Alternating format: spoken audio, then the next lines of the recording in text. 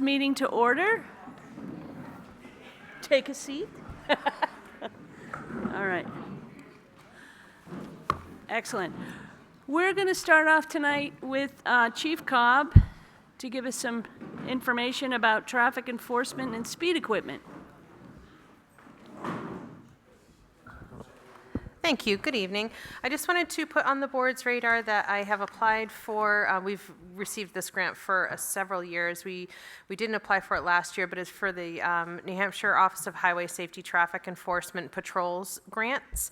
So it's things like speed grants, grant money, DWI, distracted driving, and then different mobilizations, which typically are part of a national campaign like what are some of them? Join the New Hampshire Click. We don't do click it or ticket in New Hampshire because it's not a requirement for those over 18, and then put the phone away or pay. So those different types of mobilization. So this is grant money that is awarded. We haven't been awarded it yet, but I have applied for it. We've received it in the past.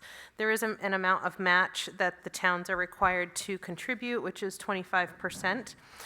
The total grant amount that I had applied for is $8,500.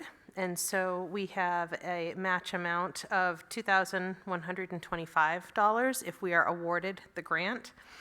And we can use various things for match, like my administrative time to fill out some paperwork or to participate in the audits or anything like that. Cruiser fees, gasoline. So there's various ways that we can meet that match. We've never had a problem meeting that amount of match with these grants in the past. And the amount of match that we are required to pay is only based on the amount of the grant that we use. So if we only used, let's say, $6,000 total, it's only 25% of the $6,000. And in addition to that, I applied for a speed equipment grant as well for one in-car radar unit for the new cruiser. And the total of that is $1,710. Again, it's a 25% match, so the town would be responsible for $427.50 of that. And I have a couple of line items that I believe that would be able to come out of, like new cruiser or general equipment, that I have some, I believe, some flexibility for that amount of money for. So I just wanted to put it on the board's radar that I had applied for those grants. They're for FY26, so I expect that we'll hear shortly, and I'll certainly come to the board if we are awarded those grants. Excellent. Okay, you're welcome. Thanks. Okay. Next up, we've got Putnam Kidder and Jackie to talk to us about the Elkins Beach swing set. Everybody, thanks for having us tonight to get that update on the swing set. Jackie Christensen, I'm the chair for the New London Recreation Commission, and we have submitted a memo of our latest thinking for what to do about the playground, specifically the swing set structure at Elkins. And for tonight, we want to give you, this is kind of a draft of thinking. Our recommendation for, because we have not yet had a chance to look over this memo as a full commission to vote on it, and so our recommendation is that we are going to have another meeting ahead of your next meeting, which is, I think you guys are meeting on July 2nd, so we'll meet before that, vote on it. But what we thought would be useful for tonight is to just get your feedback on what we presented as we're thinking about how to thread the needle between having a structure that is accessible, that is safe, but also is fiscally, responsible, right? And so in the memo, we laid out 3 different options, one of which is, kind of replacing what we have, right? And that obviously is the cheapest, however, also opens us up to the most amount of liability and risk when it comes to legal issues over not being ADA compliant. And then we have the other end of it, which is, kind of a Cadillac, more expensive, but, accessible playground. And one of the things that we want to add is the opportunity for us to get grants to fund this. So we did some research, and the New Hampshire Charitable Foundation and other organizations do offer grants to help build accessible playgrounds. And so that's what we want to come back with, to be able to do this in phases. A phase one, where we can get that swing set available ASAP, and make some minimal improvements based on the 20% trigger regulations, and then also, consider a grander plan for all the play structures at both beaches, and see what we can get for grant funding to shoulder a lot of that cost. So that's our update tonight, but would love to just hear your feedback and questions on the memo. Just a quick question. You just said something, a 20% trigger. What does that mean? Yeah, absolutely. So one thing that we've learned in our research is that when you're doing a project like this, right, where you're doing an alteration on an existing structure, the cost of your ADA compliance does not need to exceed 20% of the total project. And that makes sense, right? That's kind of reasonable, so that, if we're doing an $8,000 upgrade, the maximum amount that we would, be required to spend on being ADA compliant is $1,600. So it's I think they call it a trigger regulation. Got it. Disproportionality. Okay, got it. Janet, do you have any? I guess I would hope you would consider, well, I don't think we should do anything unless it's ADA compliant. There's no point in replacing what's there, in my opinion. I think I would consider removing the posts that are there, asking the Public Works to do that, and maybe applying for a permit to bring in more sand, so that area is more beach-friendly. And then I consider whether or not we really need a swing set down there. I mean, is that something that people go to the beach for? I don't know. And so I think over this summer, you can determine whether or not there's a demand for that, but not put anything down there, not replace anything at this point, except remove what is there and should be taken out of there. Yeah. That's my opinion. Great. We can definitely bring that back to the full commission and, kind of work that into the recommendation and get a vote on it. But I think we had talked about that as option 4, right? Like, is there no playground? I do think if and when that discussion is had, I'm sure you'll get, younger families coming in to argue why it is a delightful part of the experience of having a playground. I guess, if you're going to the beach, are you really going to the beach to get on a swing set? I don't know. That Yeah. just doesn't seem to me, just take your bucket and pail and your shovel and. I'm going to send you photos. I'm going to send you adorable photos of Mason on the slide. All right, okay. But if you find that there's a real demand and people are upset about it, then of Right. course, we should look into that. But I don't think we should do anything unless it's ADA compliant. Yep. Okay.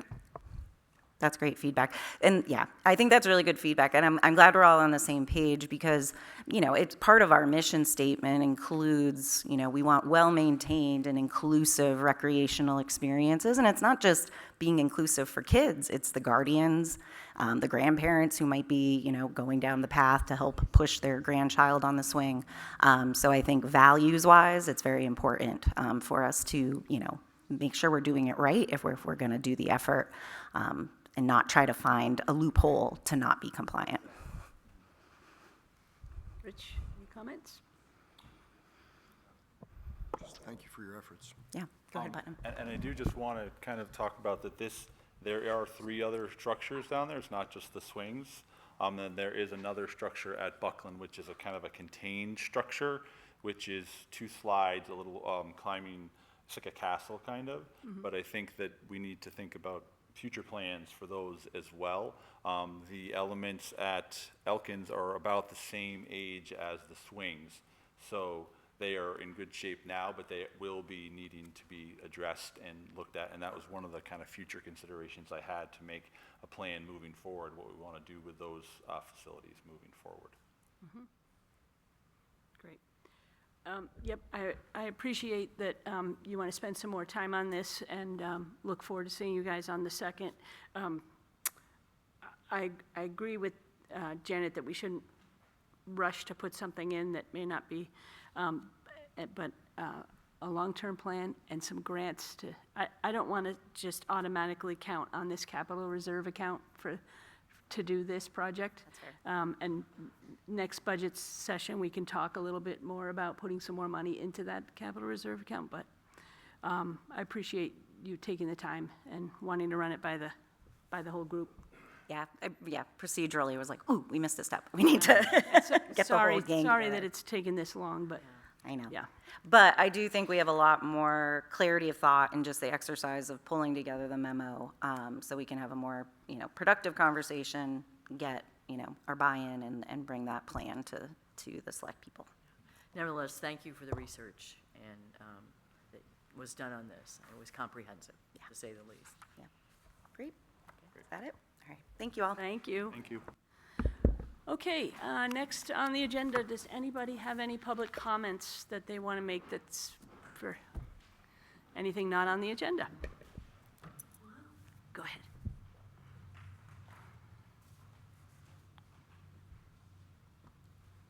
I'm not a public speaker. My name is Minette McQueenie. I'm from Sunapee, but I have been covering New London Selectmen for longer than I really want to think about. And I am following Kim into retirement. This is my last meeting, and I came to thank everybody. I want to congratulate Kim on her retirement, and I want to thank her because she's been essential to me to make sure that the information I write is accurate. She has graciously put up with me without fail, which I so appreciate, including putting up with my personal comments, which I'm grateful you never shared. I want to congratulate Ashley. I think you were the best pick for this job, and I know you're going to be great, but you know what? I just don't have it in me to train another town administrator. I'm just... I want to thank all the selectmen I've written under, Janet Kidder, Tina Helm, Peter Bianchi, Bill Helm, Nancy Rollins, John Cannon, and B.B. Casey. And Rich, I don't know you well. I've only covered a couple of meetings with you, but I think you're a great choice. I think this is a great position for you. Thank you. And I want to thank the residents who were never too hard on me when I did get something wrong. And I want to give special thanks to Bob Bowers, who always went out of his way to make my job easier, and I always appreciate that. And although I don't live in New London, I want to tell you all how lucky you are to have a select board and an administration that is transparent and honest. You all have the opportunity to talk before them and to talk with them, to discuss issues. And where I live, we can't do that. And it really hurts my heart when I've heard the occasional speaker insinuate that this board weren't being as transparent as possible, because I know from experience that they are. And so I appreciate you. I hope you all appreciate them, and do everything you can to support them, because they're facing hard decisions along with all of you. And thank you again. I'm going to miss all of you, and I wish you the best of luck going forward, and God bless every one of you. Thank you, Minette.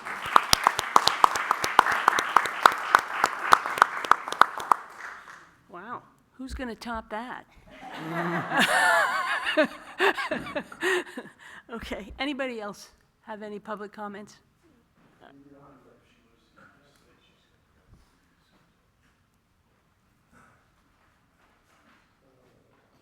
Last time I didn't turn on. John Ellis. I had a couple of questions I wanted to ask. One is, back in April and March, we were told that the building facilities report would be done. Would there be any chance we could get a future date for when that report would be done? I think a lot of it is Frank Anzalone's schedule. Adam and Sam are working with him to go over the report and make corrections where needed before it's released to the public. Frank has been meeting with them, so I wouldn't expect it's too much longer. I don't know of any huge problems with it, but it does take some time to go over it because there's hundreds of entries in it. You think by July 4th? I wouldn't say July 4th. I hope by the end of July, perhaps. Okay. Another question I had was, when we take the minutes at these meetings, are those, and maybe it's good that you're here, do those minutes go directly to the Intertown, or are they edited before they go to the Intertown? Nope, they never go to the Intertown. Once they're completed, we post them online. Minette may look at them, I'm not sure. Now that we have videos, she's able to look at the videos, so they just get posted online. Okay, just as they are.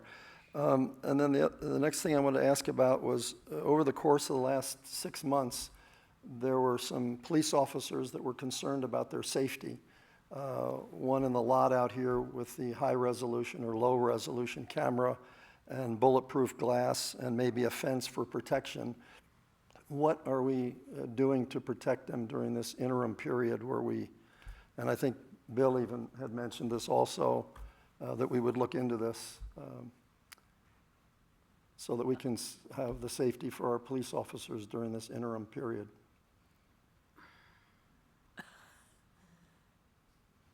I would say there's no purchase orders outstanding at the moment to make any changes there. I think after town meeting and what happened there, I think there will be discussions going forward about what to do with the police department, but those discussions haven't started yet per se here, because I think the focus is on the highway garage to see whether both departments could be placed there.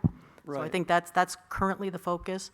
I would say this current facility, the chief and the officers are aware of the shortcomings of this building and have internal changes that they make to keep themselves safe, but I'm not able to share any of those specific things that they are doing, but I can say that there haven't been any additions of equipment. We would look into, like, the camera seems like a doable, that you could transfer somewhere else, and a fence or something, because the officers said they were concerned about their safety. Whatever happened with there was a restroom issue downstairs. Has that ever been resolved? Yep, Sam and the people in the Public Works Department are working on resolving that. I don't think they've had an issue in several weeks, and we have spent several thousands of dollars trying to address the issue. New toilets in this area, the high flush toilets. We got rid of the paper towels because we were afraid that the brown paper towels were clogging up the plumbing, and so we put the air dryers. So we've done quite a bit there. It's a mystery, I would say, with many of the plumbers that have worked on it. It's a mystery as to how and why it's blocking, but given that there haven't been any issues in the last several weeks, we're hoping that we have resolved it, but I guess one more blockage will bring us back to the drawing board. But I can tell you that as soon as the Public Works Department are aware of the blockage, they come right up, because obviously we don't want our police officers working in an area with backed up septic. But all the consultants or plumbers we've had haven't been able to resolve it. It's a mystery. Yep, I think that we've spent quite a bit of money, dug up the floor, cambered the pipes. I'm not sure what else could be done, so.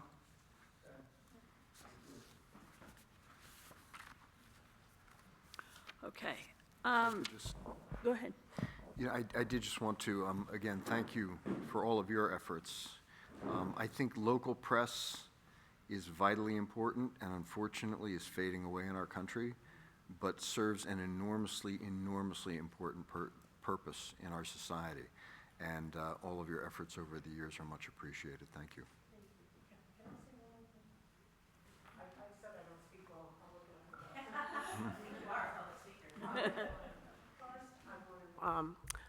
Address how I do the articles. I do the articles from watching the videos, and I take notes, and about an hour's worth of meeting takes me probably about an hour and 45 minutes, if a lot of people speak, to take those notes.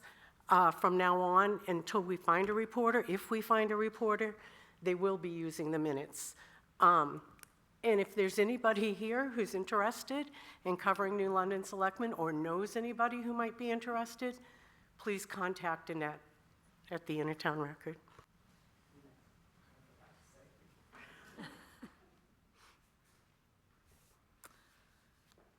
Okay, next on the agenda, we're going back to the Poverty Plains Solar Group metering project.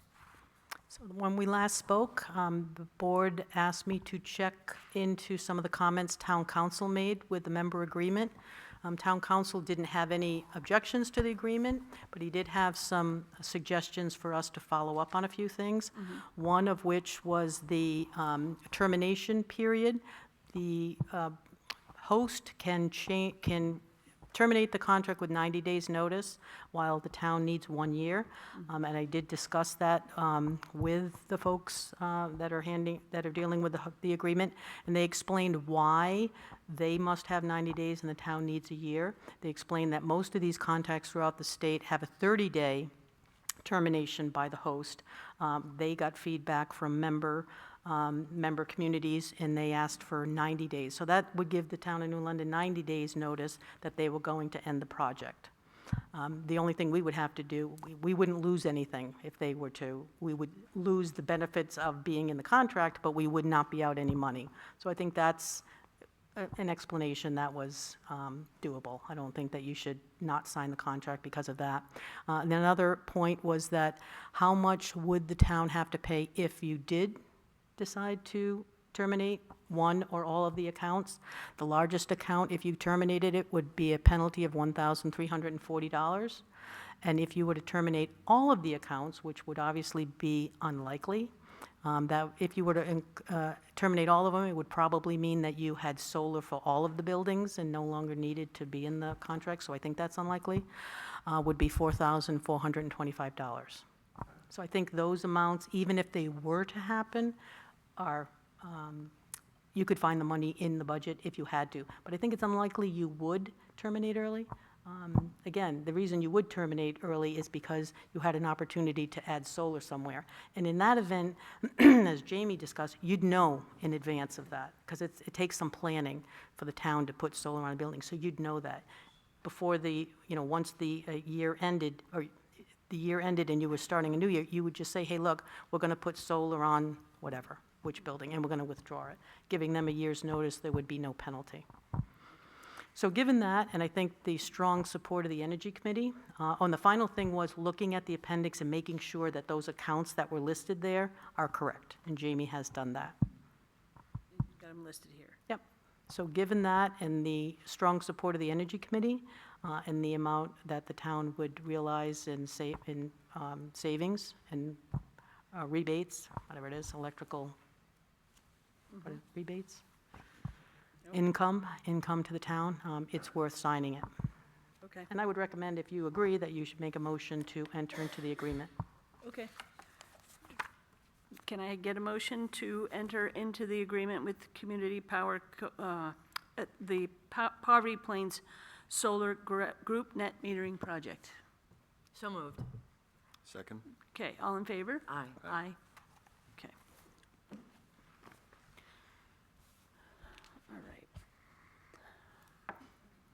All right.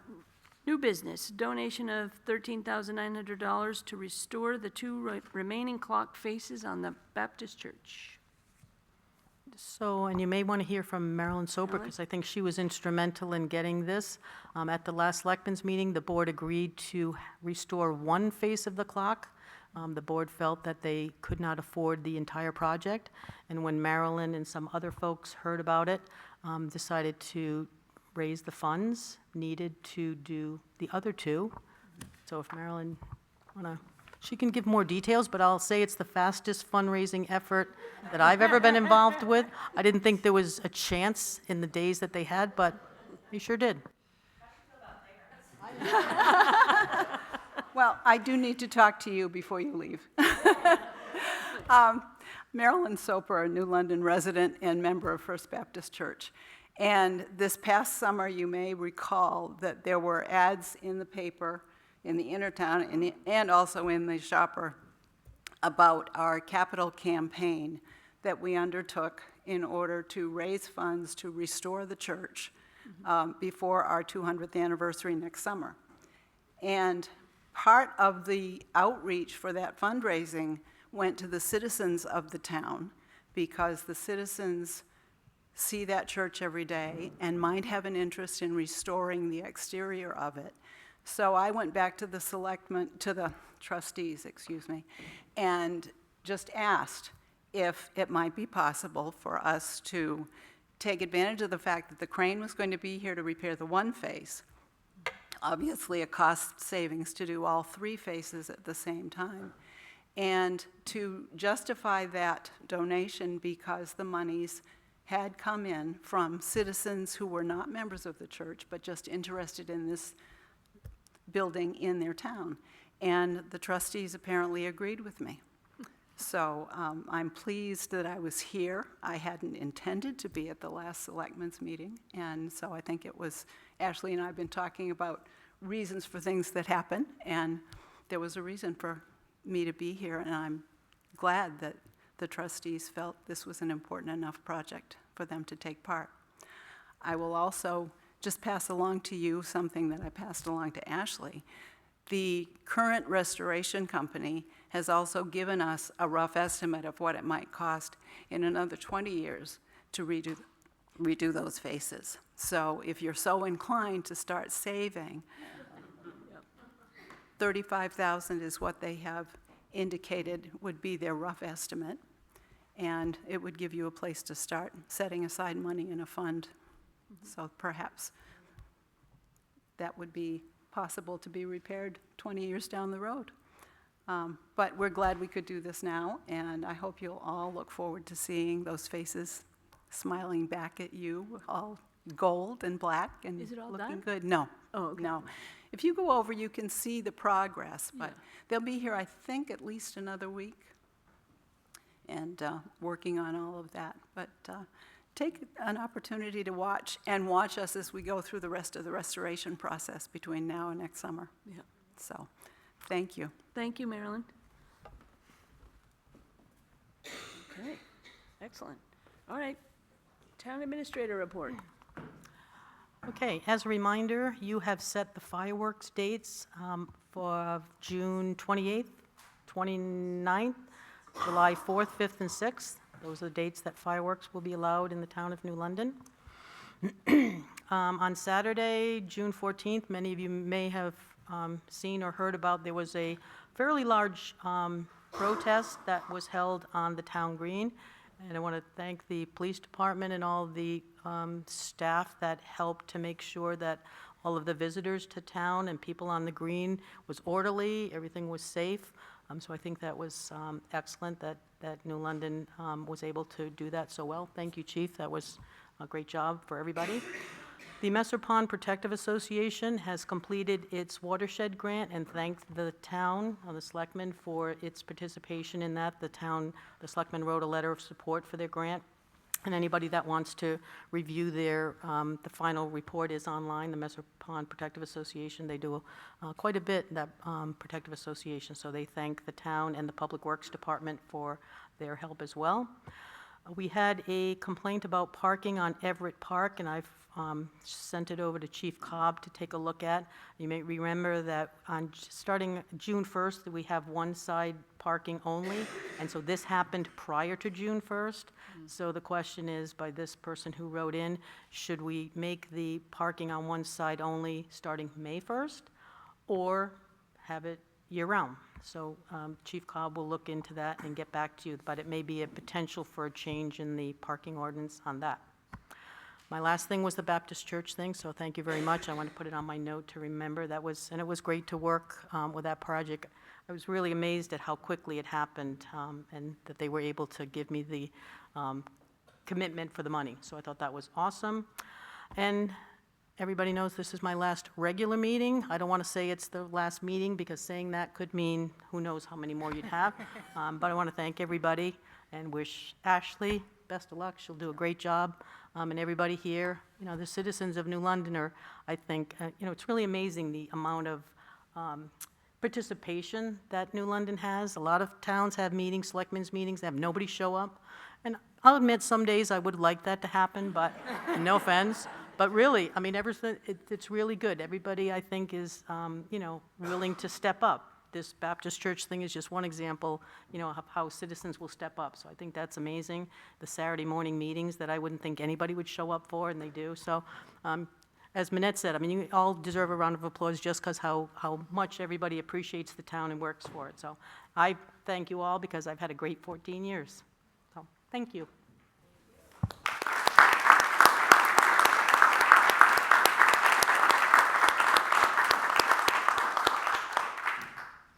Okay, any committee meetings and reports? Janet? Let's see, the planning board has met twice in the last week or so. There was a tree cutting on June 10th, and then yesterday we met for the final site plan for Strawberry Blossom Montessori School, which it's .41 acres. It's between Bar Harbor Bank and New London Inn on Main Street. It's going to be a school for 36 children, ages 1 to 6. There'll be one-way traffic onto the site from Main Street, and then they will exit onto Gould Road, and the way the parking lot will be set up is it'll only be a road one way, all the way to the Gould. They received a special exemption from the ZBA, and there were a couple of things that we had continued till yesterday with regard to snow removal, and that was taken care of. It will not be open in the summer, and the drop-off and pick-up will be staggered, so it won't impact with New London Elementary School when they drop off and pick up their students. So that was approved yesterday. It's exciting. Rich, have you got anything? No, I don't. Okay. All I've got is just a reminder of the Strawberry Festival on Saturday, and the Bike and Ped Committee are going to have a fixture bike station during the Strawberry Festival, which is great. 10 to 2 p.m. All right. Yeah, I know. 10 to 2 on Saturday, yeah. And get there early, because make sure you get your strawberries. Okay, meeting minutes for approval. Can I have a motion to approve the minutes for June 4th? All in favor? Okay. And upcoming meetings. Next regular Selectmen's meeting, July 2nd. Like I said, bicycle and pedestrian tomorrow at 5. Conservation Commission Wednesday, June 18th at 8:30. Board of Fire Awards, June 23rd at 4:30. Housing Commission, June 24th. And SB2 Study Committee, we're posting that too for the, okay. July 2nd, 10 a.m. And Energy Committee, July 2nd. And I think that is it. Do we have anything else? Are we going into? Yeah, we can do that. Okay, so we're going to go into non-public. So I have to read this. For the reason of, can I have a motion to enter into a non-public session? And I have to give the reason why. RSA 91-A:3? Okay. 2A. Okay. So moved, all in favor? Aye. Casey, yes? Yes. Okay, awesome.